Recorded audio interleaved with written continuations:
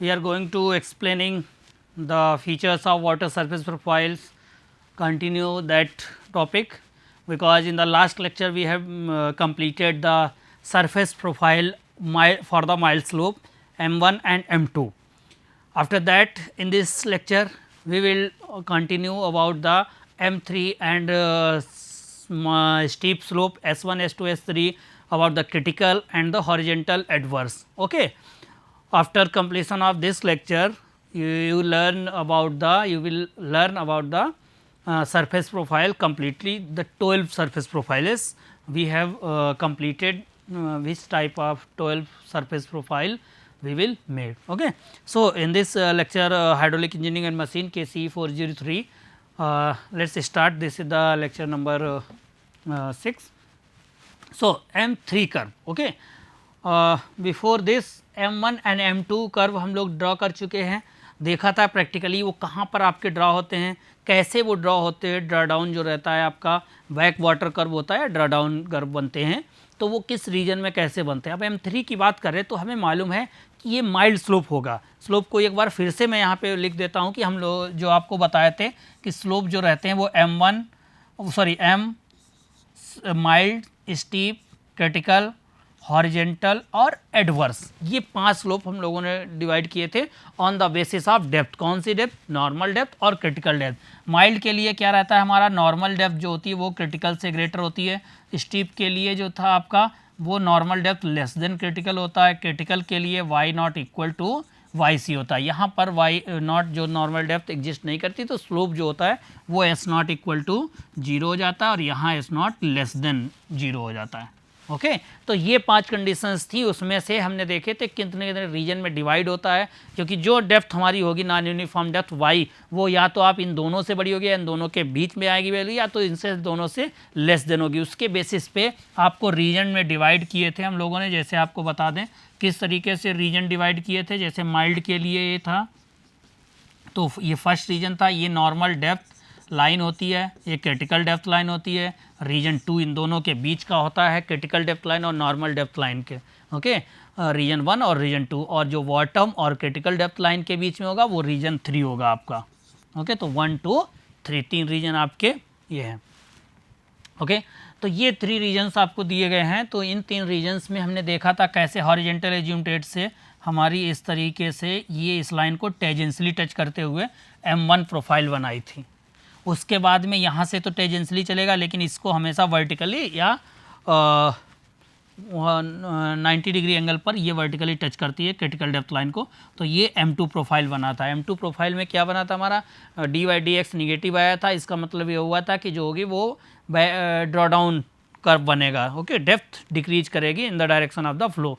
लेकिन M1 profile में क्या था, dy/dx पॉजिटिव आया था. इसका मतलब ये हुआ था कि जो प्रोफाइल बनेगी वो हमारी क्या होगी, बैक वाटर कर्व होगी. इसका मतलब in the direction of flow depth increase करेगी. उसका डायरेक्ट डायग्राम बनाया था, आपको उसमें दिखाया था प्रैक्टिकली कि कहाँ पर ये हो सकता है. जैसे कहीं पे आप ब्रिज बना रहे डैम बना रहे हो, ऑब्स्टेकल कहीं क्रिएट करोगे, तो वहाँ से अगर वाटर टकराएगा तो धीरे धीरे उसकी डेप्थ इंक्रीज करती है. जब पूल्स में जाते हो तो पूल में अगर बात करोगे तो वहाँ पर आपकी डेप्थ डिक्रीज करेगी. तो वो M2 का एग्जाम्पल हो गया.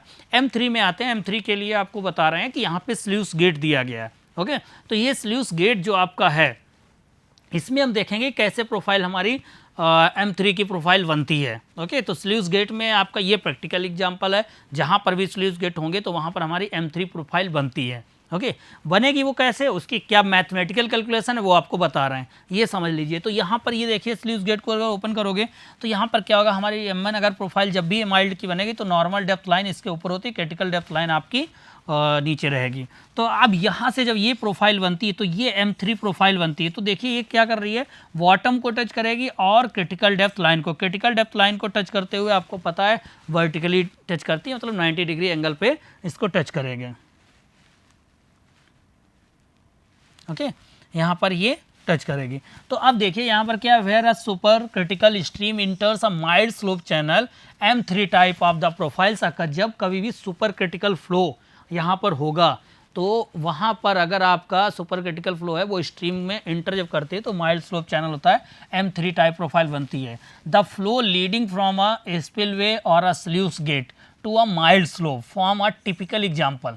द स्ल्यूज स्पिलवे या स्ल्यूज गेट्स जो आपके हैं वो आपके इसके एग्जाम्पल हैं। The beginning of the M3 curve is usually followed by a small stretches of rapidly varied flow and the down stream generally terminated by a hydraulic jump. ये M3 की इसकी प्रॉपर्टी है, ये आपको पता होनी चाहिए कि यहाँ पर कहाँ से शुरू होगी, वो स्ट्रेच करती है रैपिडली वेरिड फ्लो से शुरू होती है और जहाँ पे ख़त्म होगी जहाँ पर वो जंप क्रिएट करता है। तो रैपिड वेरिड फ्लो में आप इसको अच्छे से जानेंगे कि ये कैसे जंप क्रिएट होती है। Compare to M1 M2 profile M3 curves are relatively short length. तो M1 और M2 का जो था वो हमने देखा था कि वो काफ़ी ज़्यादा लेंथ तक था। ओके, तो यहाँ पर M3 जो है वो हमारा एक शॉर्ट लेंथ के लिए छोटी लेंथ का कर्व बनता है M3 का। ओके, माइल्ड स्लोप में। ओके, तो अब इसकी जो कैलकुलेशन है वो कैलकुलेशन आपको मैं बता चुका हूँ, दो फार्मूलों से मैं अलग अलग बता रहा हूँ कंटिन्यूअस। तो आपको याद रखना है कि dy/dx जो हमारी डिफरेंशियल इक्वेशन है वो आपको पता होगी S0 माइनस SE अपान 1 माइनस फ्राउड नंबर का स्क्वायर। आप इस इक्वेशन में आपको देखना है कि दोनों न्यूमरेटर और डिनोमिनेटर जो हैं वो पॉजिटिव आएंगे या निगेटिव आएंगे, ये चीज़ आपको पता करनी है। दूसरी इक्वेशन आप अगर डेप्थ के टर्म में इसी को लिखना चाहें तो dy/dx लिख सकते हैं और यहाँ पर क्या हो जाएगा, S0 कॉमन रहेगा 1 minus y normal upon y की power 10/3 divide by 1 minus Y C upon y की पावर 3। ओके, तो ये दोनों इक्वेशंस यूज करके आप क्या कर सकते हो, इसको फाइंड आउट कर सकते हो कि हमारा न्यूमरेटर या डिनोमिनेटर जो है पॉजिटिव रहेगा या निगेटिव रहेगा। ओके, तो यहाँ पर हम देखते हैं कि कैसे न्यूमरेटर और डिनोमिनेटर को M3 प्रोफाइल के लिए हम चेक करते हैं। तो M3 में आपको पता है कि सुपर क्रिटिकल फ्लो होगा। क्यों? क्योंकि सुपर क्रिटिकल फ्लो इसलिए होगा क्योंकि यहाँ पर हमारा Y0 YC और उसके बाद में आ रहे मतलब नॉर्मल और क्रिटिकल डेप्थ से भी लेस हमारी y है। ओके, तो आप अगर ये क्रिटिकल क्या होगा नहीं भी जान रहे हो तो अगर हम यहाँ पर देखें तो y नॉर्मल से y लेस है, इसका मतलब इस वाली इक्वेशन में dy/dx की बात करें तो क्या आएगा 1 माइनस, और ये वाला टर्म क्या आ जाएगा, अगर ये ऊपर वाला ग्रेटर है तो इसका मतलब 1 से तो ग्रेटर ही आएगा कोई भी पावर हो, और 1 माइनस क्रिटिकल से भी ये छोटी है y, तो इसका मतलब हो गया ये भी हमारा जो रहेगा वो 1 से बड़ा होगा। तो इसका मतलब 1 में से अगर 1 से ज़्यादा कोई टर्म आएगा उसको आप माइनस करेंगे तो हमारा क्या मिलेगा, निगेटिव मिलेगा यहाँ पर, और डिनोमिनेटर में भी निगेटिव मिलेगा। दोनों अगर निगेटिव है तो क्या हो जाएगा, पॉजिटिव हो गया, और पॉजिटिव जब हो जाएगा तो dy/dx अगर पॉजिटिव आया तो कौन सा बनेगा, बैक वाटर कर्व बनेगा। इसका मतलब जो डेप्थ ऑफ वाटर होगी इन द डायरेक्शन ऑफ फ्लो वो इंक्रीज करती जाएगी। ओके, वो इंक्रीज करेगी तो उसी को यहाँ पे फ्राउड नंबर वाली इक्वेशन जो हमारी डिफरेंशियल इक्वेशन है, dynamic equation for the gradually varied flow, उस इक्वेशन में वही आपको यहाँ पे दिखाया गया है कि dy/dx। इसको जरा चेक कर लेते, तो इसमें चेक करेंगे कि y जब दोनों से छोटा है तो आपको पता है जब क्रिटिकल से y लेस होती है तो वहाँ पर क्या होता है, आपका सुपर क्रिटिकल फ्लो होता है। ओके, तो सुपर क्रिटिकल फ्लो होगा तो यहाँ पे लिखा भी सुपर क्रिटिकल फ्लो क्योंकि तीनों की कंडीशन है M3 की। फ्राउड नंबर लेस देन 1 होगा तो 1 में से अगर कोई चीज़ लेस देन 1 है, ओके, वो माइनस करोगे तो टोटल टर्म जो आ जाएगा वो लेस देन 0 ही रहेगा। ओके, तो आपका ये क्या होगा, ये वाला टर्म 1 में से अगर कोई फ्राउड नंबर ग्रेटर देन 1 होगा यहाँ पर, तब ये हमारी जो 0 से कम आएगी क्योंकि ये ग्रेटर देन 1 से ही टर्म आएगा। ठीक, क्योंकि फ्राउड नंबर ग्रेटर देन 1 है तो 1 में से अगर कोई ग्रेटर वैल्यू करोगे तो वो फिर माइनस करोगे तब क्या होगा, निगेटिव टर्म आएगा तो 0 से लेस हो जाएगा। And mild slope channel but in this case slope energy SE greater than S, तो हमारा S0 माइनस SE ये भी लेस देन आ जाएगा। इसका मतलब क्या हुआ, dy/dx जो हम इस इक्वेशन में रखेंगे तो ऊपर वाला टर्म निगेटिव और नीचे वाला डिनोमिनेटर भी निगेटिव। अब न्यूमरेटर और डिनोमिनेटर दोनों अगर निगेटिव हैं देन ओवरऑल जो dy/dx है वो क्या आएगा, पॉजिटिव आ जाएगी। इसका मतलब हुआ water depth will increase in the flow direction. Okay, तो इसका मतलब हो गया है कि वाटर डेप्थ जो है वो इंक्रीज करेगी किसमें, फ्लो डायरेक्शन के डायरेक्शन में। ओके, तो अब लिमिट देखते हैं। लिमिट हमारी जो y होगी वो कहाँ शुरू होगी, एक YC से और फिर कहाँ तक, Y0 तक। ओके, तो इसका मतलब हो गया कि जो y की लिमिट हो गई है हमारी वो क्या हो गई, YC मैक्सिमम और Y0 मिनिमम हो जाएगी। ओके, ये दो चीज़ें हो गई। तो अब ये लिमिट आपको पता चल गई, तो y अगर YC की तरफ टेंड कर रही होगी इसका मतलब फ्राउड नंबर 1 हो जाएगी। ओके, जहाँ से स्टार्ट करेंगे क्रिटिकल डेप्थ लाइन से, तो जब 1 हो जाएगा तो यहाँ पर ये 0 आ गया। इसका मतलब D Y D X S naught minus A C upon zero, इसका मतलब इनफाइनाइट हो गया। तो इनफाइनाइट जब हमारा ये टर्म हो जाएगा D Y D X, water surface meet the critical depth with vertically. ये आपको याद रखना है, जब भी D Y D X infinite अगर आ रहा है तो वो वर्टिकली इस मिलता है, ये चीज़ बता चुके हैं, ताकि वर्टिकली क्रिटिकल डेप्थ लाइन को मिलता है, मतलब वो हमेशा पता रखना है। जब y जीरो की तरफ एक्सटेंड करेगी, मतलब बॉटम की तरफ कर्व जाएगा, बिल्कुल टच करेगा, तो वहाँ पे एस ई जो होगा एनर्जी लाइन, तो वो हमारा क्या हो जाएगा, इनफाइनाइट हो जाएगा। तो S naught minus S E वो भी इनफाइनाइट आएगा। तो y tends to zero, Froude number ये भी इनफाइनाइट हो जाएगा। तो इनफाइनाइट माइनस इनफाइनाइट मतलब ये अननोन होगा। The angle of the water surface with the channel bed may be taken as this. Okay, ये उसी से कर्व लिया गया है। तो ये यहाँ पर आपका तीसरा वाला हो जाएगा। तो इसका मतलब हो गया कि जो M3 ड्रॉ करोगे आप, ओके, तो वो कैसे ड्रॉ होगा, यहाँ पर बता रहे, जो इस तरीके से बॉटम लाइन हो जाएगी, ये आपकी क्रिटिकल डेप्थ लाइन हो गई। इसको तो ऐसे टच करेगा नॉर्मली और फिर ऐसे ये कर्व आएगा, और ये स्मॉल लेंथ का होता है, इसके साथ ऐसे जाएगा। ओके, और यहाँ पर आपकी नॉर्मल डेप्थ लाइन थी, और इसमें जो आता था वो इस तरीके से आ रहा था, and this one is the okay, ये एजिम्प्टेड से ऐसे आएगा। तो ये M1 profile, M2 profile, M3 profile है। इस तरीके से टोटल माइल्ड की तीनों प्रोफाइल्स आ गए। अब कोई भी न्यूमेरिकल आपको दिया रहेगा, और अगर आपने ये पता कर लिया कि माइल्ड क्या बनेगा कर्व, तो माइल्ड में फिर जाना है कि M1 बनेगा, M2, M3, तो उसके बाद में आपको ड्रॉ करनी है किस रीजन में बनेगी। तो इस तरीके से आपको M माइल्ड के कर्व जो थे वो ड्रॉ करने हैं। आई होप कि आपके ये समझ में आ गए होंगे कि माइल्ड के। नहीं आए तो अभी आगे देखिए, स्टीप के बताएंगे, तो उसमें भी सेम प्रोसीजर वही सब अप्लाई होना है। D Y D X differential equation मैंने बताया था कि जो डायनेमिक इक्वेशन जो ड्राइव की थी, basic differential equation for the gradually varied flow, वो काफ़ी इंपॉर्टेंट है। ओके, कोई भी कर्व ड्रॉ करने के लिए। तो उसी इक्वेशन के जो डिफरेंट फॉर्म थे, उन सबको यूज करते हुए ही हम लोग यहाँ पर आपको ये ड्रॉ कर रहे हैं और कर्व बना रहे हैं। ठीक, एस कर्व पे आ जाइए। एस कर्व का मतलब हो गया स्टीप कर्व। स्टीप कर्व हो गया, इसकी कंडीशन क्या होगी, स्टीप कर्व कब होंगे, जब आपकी नॉर्मल डेप्थ क्रिटिकल डेप्थ से कम होगी। ओके, मतलब जो आपकी क्रिटिकल डेप्थ होगी वो ग्रेटर देन नॉर्मल डेप्थ होगा। ओके, ये आपका स्टीप की कंडीशन होती है। और फिर उसके बाद हम अपनी नॉन यूनिफॉर्म डेप्थ जो y है उसको कंपेयर करेंगे। तो इसमें अगर कंपेयर करेंगे तो S1, S2, S3 तीनों रीजन हैं। तो S1 के लिए हमारा क्या आएगा, y जो ग्रेटर होगा वो YC से होगा और Y0 से होगा। ठीक, और दूसरे के लिए क्या हो जाएगा, YC और Y0 के बीच में यहाँ से यहाँ तक रहेगा। यहाँ इसकी लोअर लिमिट ये Y0 हो जाएगी नॉर्मल डेप्थ, और अपर लिमिट Y2 YC हो जाएगा।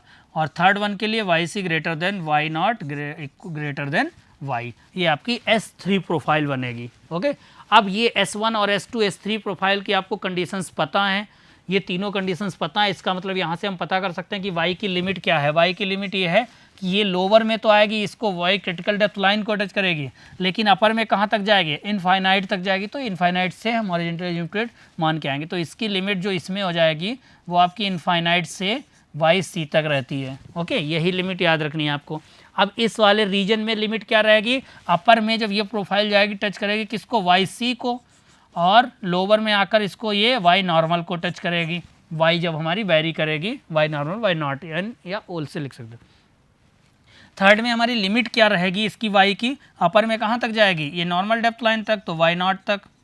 ओके, और लोअर में कहाँ तक आएगी, बॉटम तक आएगी, 0। ओके, तो ये तीनों रीजन्स की हमारी लिमिट्स हैं। ओके, अगर ये आपको पता चल गया, तीनों रीजन्स में कोई भी प्रोफाइल हो, माइल्ड आपकी हो, चाहे स्टीप हो, क्रिटिकल हो, हॉरिजॉन्टल हो, एडवर्स हो, ओके, पांचों में से कोई भी है। लेकिन अगर आपको ये चीज़ केवल और केवल पांचों में से देखना है कि रीजन कौन कौन से बन रहे हैं, ओके, और कौन से नहीं बन रहे, तो 12 प्रोफाइल्स हैं। 12 प्रोफाइल्स में अगर आपने कंडीशंस याद कर ली, याद क्या, ये अगर समझ जाओ बस, तो फिर पूरा काम हो जाएगा। इसके बाद में आप हर रीजन में लिमिट समझ जाओ, लिमिट समझ गए। इसके बाद में आपको सिंपल सा डिफरेंशियल इक्वेशन जो हम लोगों ने basic differential equation for gradually varied flow drive किए, उसी इक्वेशन का यूज करके प्रोफाइल्स ड्रॉ हो जाएंगे। ओके, तो यहाँ पर हम देख रहे हैं S1 के लिए वही इक्वेशन, आप जाइए dy dx हम डेप्थ वाली इक्वेशन लिख रहे हैं यहाँ पर 1 minus Y normal divide by Y की power 10/3 divide by 1 minus Y C upon Y cube. Okay, अब आप देखिए अगर रीजन 1 की बात करें S1 की, तो S1 में हमको पता है कि जब डी वाई डी एक्स अगर पॉजिटिव आ रहा होगा तो क्या होगा हमारा, वो आपका जो कर्व ड्रा होगा वो आपका बैक वाटर कर्व होगा, मतलब in the direction of flow depth increase करेगी। ओके, और जब हमारा निगेटिव आएगा डी वाई डी एक्स, इसका मतलब क्या होगा कि आपका वो D Y D X negative, इसका मतलब in the direction of the flow depth decrease कर रही होगी। यहाँ पर हम देख रहे हैं जिस तरीके से हमने माइल्ड के सीखे, अगर स्टीप का देखें तो ये दिख रहा है हमको, देखो धीरे धीरे डेप्थ इंक्रीज हो रही है, यहाँ पे डेप्थ डिक्रीज हो रही है और यहाँ फिर ये इंक्रीज हुई है, तो इसका मतलब हम जान गए यहाँ तो कहीं ना कहीं हमारा पॉजिटिव आना चाहिए, इसमें निगेटिव आएगा और ये पॉजिटिव आएगा। ग्राफ देखकर ही आप समझ गए हो, तो अगर ग्राफ देखकर समझ गए तो जरा इसको चेक कर लेते हैं उस इक्वेशन में रखकर भी। तो इस इक्वेशन में अगर हम फर्स्ट रीजन के लिए जाएं तो हमारी लिमिट क्या है, इनफाइनाइट टू वाई सी। तो अगर वाई इनफाइनाइट है तो वाई क्या है, दोनों से बड़ा है, तो इसका मतलब नॉर्मल से वाई हमारा बड़ा है। तो यहाँ पर क्या आ जाएगा, एस नॉट कॉन्स्टेंट 1 माइनस, और ये ग्रेटर वैल्यू रहेगी ना, ये y जो है ग्रेटर है y नॉर्मल से, इसका मतलब ये क्या होगी, लेस देन 1 ही हमारा ये वाला टर्म आएगा टोटल। और 1 माइनस डिवाइड करोगे तो यहाँ पर भी क्रिटिकल से भी बड़ा है, तो ये भी लेस देन 1 ही टर्म रहेगा, जो भी आएगा पावर से कोई मतलब नहीं। तो इसका मतलब 1 में से अगर 1 लेस देन करोगे तो क्या आएगा, पॉजिटिव आएगा, और ये भी पॉजिटिव आएगा, ओवरऑल आपका पॉजिटिव आ गया। और पॉजिटिव जब भी आएगा डी बाई डी एक्स तो आपको पता है क्या होगा, बैक वाटर कर्व ड्रा होगा। अब बैक वाटर कर्व ड्रा होगा, आपको पता है कि जो क्रिटिकल डेप्थ लाइन ऊपर है तो ये टच जब करती है तो नॉर्मली टच करती है, यहाँ पर देख लीजिए, तो 90 डिग्री पर ऐसे ड्रा करते हुए और हम ये ड्रा करेंगे। ओके, इसके बाद में अगर रीजन 2 में जाएंगे तो रीजन 2 की वैल्यू जब आप रखोगे इसी इक्वेशन में, तो आप इस इक्वेशन में जब रीजन 2 की वैल्यू रखोगे तो वो चीज़ें निगेटिव आ जाएगी। ओके, चाहे आप इक्वेशन को रख कर देख लीजिए।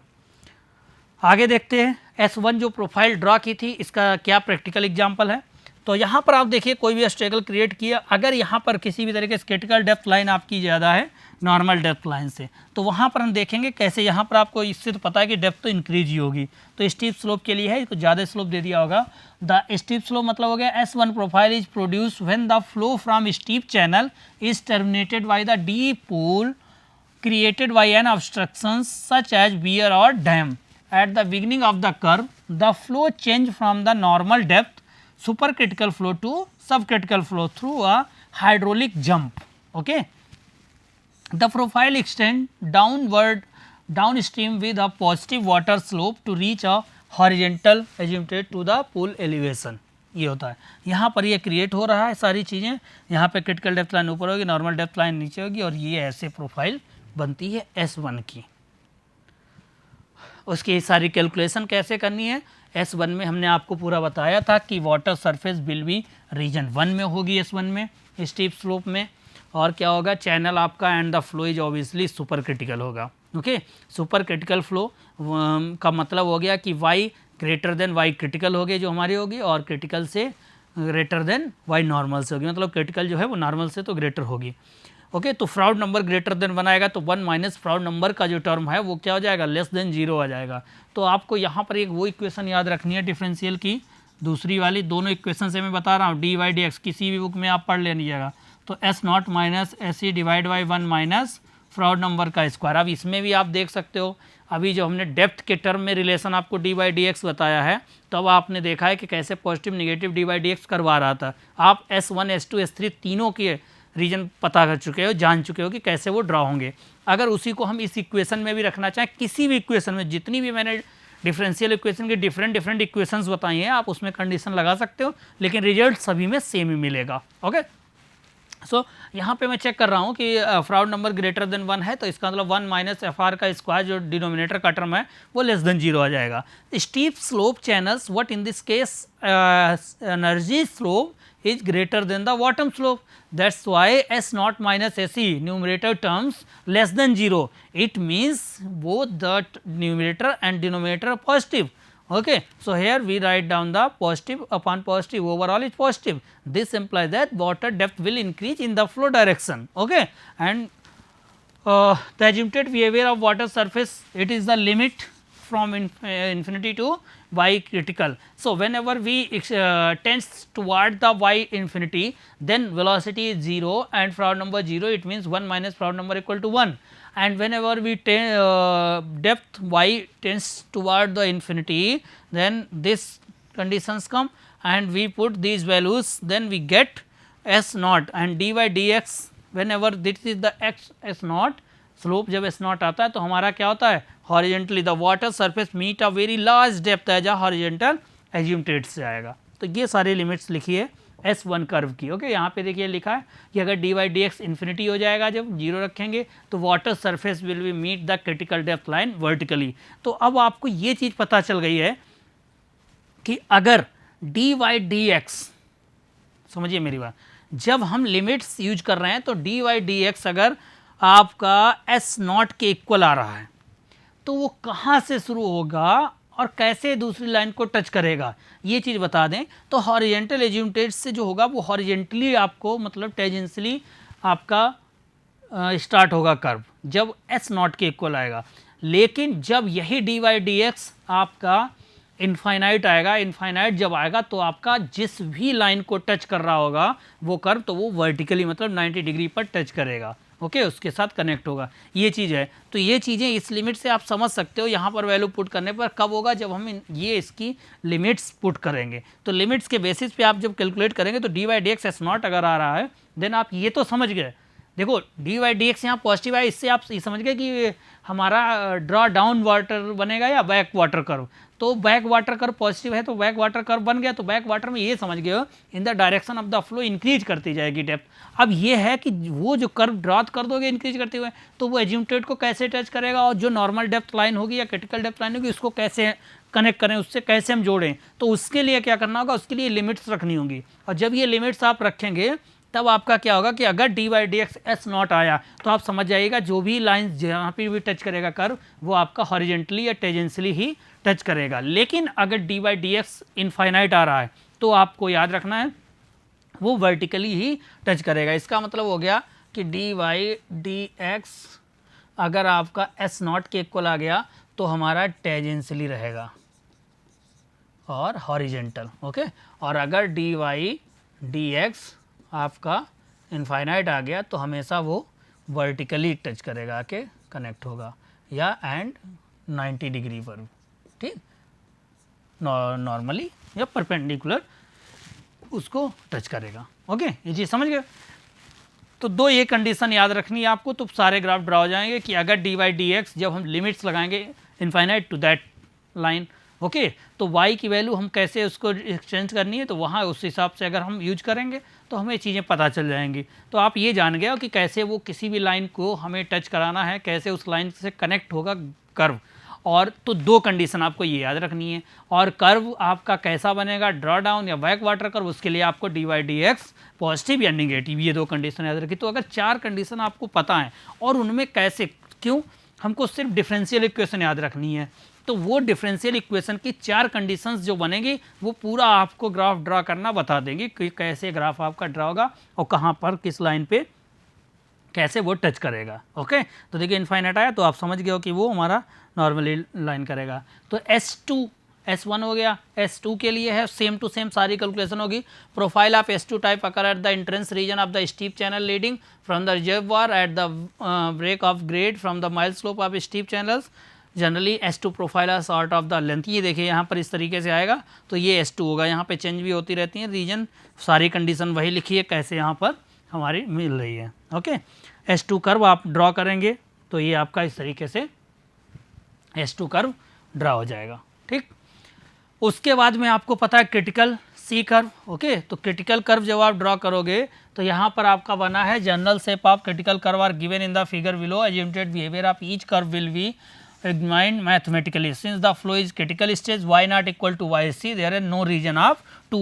तो यहाँ पर y normal depth line critical depth line दोनों हमारी क्या है, सेम है. तो आप देखिए यहाँ पर जो आपकी ये लाइन मिलेगी आके तो ये 90 डिग्री हो सकती है तो ये वाली इसके टेजेंशियली ही रहेगी क्योंकि नॉर्मल और क्रिटिकल दोनों हमारी सेम लाइनें हो गई. तो यहाँ पे C2 नहीं होता है, C1 और C3 रीजन होता है. ओके, तो क्रिटिकल के लिए ये जो ग्राफ बनता है आप इसको देख लीजिए. कैसे हमें ड्रा करना है, दो रीजन में C1 और C3 प्रोफाइल ड्रा करनी है। आप जैसे माइल्ड स्टीप का समझ चुके हो तो यहाँ पर भी आप समझ चुके हो। तो इसके आप लोग सोचिए कि क्या आप इसकी पूरी कैलकुलेशन कर सकते हैं। वही आपको इक्वेशन यूज करनी है, वही आपकी 4 कंडीशंस आपको पता होनी चाहिए, तो ईजिली आप इसको ड्रा कर सकते हो। ओके, तो इसकी कैलकुलेशन जो भी हैं आप समझ सकते हो। इसको एक बार देखिए, अपने आप बना के देखिए कि कैसे ये कैलकुलेशन होंगी, तो वो आप सारी कैलकुलेशन आप करेंगे यहाँ पर। तो क्रिटिकल ग्राफ जो बनेगा वो आप देख लीजिए ध्यान से कैसे। क्रिटिकल में आपका दोनों में देखिए आपका बैक वाटर कर्व है, मतलब in the direction of flow जो है आपका वो इंक्रीज कर रही है डेप्थ। ओके, देख लो दोनों में C1 एंड C3 रीजन में। ओके, इसकी कंडीशन क्या होती है क्रिटिकल की कि y जो होगा ग्रेटर y0 yc या y0 इक्वल टू yc से लेस देन y होगा। ये दो कंडीशन होंगी, तो इसका मतलब C1 और ये C3 हो गया। ओके ठीक, तो ये C1 और C3 हो जाएगा, तो वही रीजन ये बने और इसको आप कैलकुलेट कर सकते हो। इसके बाद क्रिटिकल के बाद हॉरिजेंटल कर्व है। हॉरिजेंटल कर्व में आप देख लीजिए आपका H2 रीजन से शुरू, H1 रीजन नहीं है, तो H2 शुरू हुआ है, तो ये क्रिटिकल डेप्थ लाइन है, वो नॉर्मल डेप्थ लाइन होगी जहाँ पे, क्योंकि नॉर्मल डेप्थ लाइन मिलेगी नहीं, नॉर्मल डेप्थ यहाँ पे एग्जिस्ट नहीं करती है। तो देखिए आपका ड्रॉ डाउन कर्व बन रहा है आपका रीजन 2 का एंड रीजन 3 का आपका जो है वो आपका बैक वाटर कर्व बन रहा है, मतलब इंक्रीज करेगा। ओके, ये आपका हो गया H2 कर्व। इसी तरीके से एडवर्स आप ड्रा कर लेंगे। ठीक, तो ये आई होप कि आप लोगों के समझ में आ गया होगा कि कर्व कैसे आपको ड्रॉ करने हैं। ठीक, तो ग्रेजुअली वेरिड फ्लो में आपको सारे कर्व ड्रॉ करने हैं। प्रोफाइल, सरफेस प्रोफाइल्स कैसे बनानी है वो पूरा कर्व जो है वो हम लोगों ने डिस्कस किया। आप इसके पीछे वाले लेक्चर्स देख सकते हैं, प्रीवियस लेक्चर्स, उनसे आपको पता चल जाएगा। टोटल वहाँ से स्लोप जब M1 M2 sorry mild, steep, critical, horizontal, adverse 5 कैसे डिवाइड हुए थे, सिर्फ डेप्थ के बेसिस पे। ओके, तो वो डेप्थ के बेसिस पे जो डिवाइड हुए थे उनके बेसिस पे हम लोगों ने स्लोप डिवाइड किए, फिर रीजन डिवाइड किया और रीजन में हमने सारे ग्राफ ड्रॉ किए हैं। तो यहाँ तक आपके सरफेस प्रोफाइल हो गया। नेक्स्ट लेक्चर में हम लोग कुछ मेथड्स इसको सॉल्व करने के शुरू करेंगे। Okay, thank you class.